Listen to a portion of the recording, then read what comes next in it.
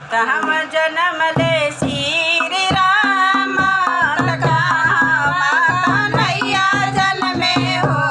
ललना कहाँ जन्म ले हनुमान तीनों रे घरवा सोहर हो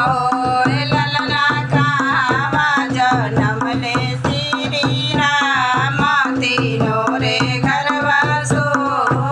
अयोध्या जन्म ले मथुरा कन्हैया जन्मे हो ललना पर्वत जन्म ले हनुमान तीनों रे घरवा सोहर हो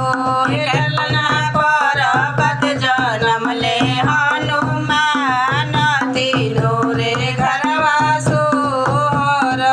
केकरा जन्म ले श्री राम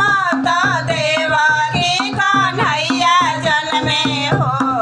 ललना अंजलि जन्म ले हनुमान तीनों रे घरवा सोहर हो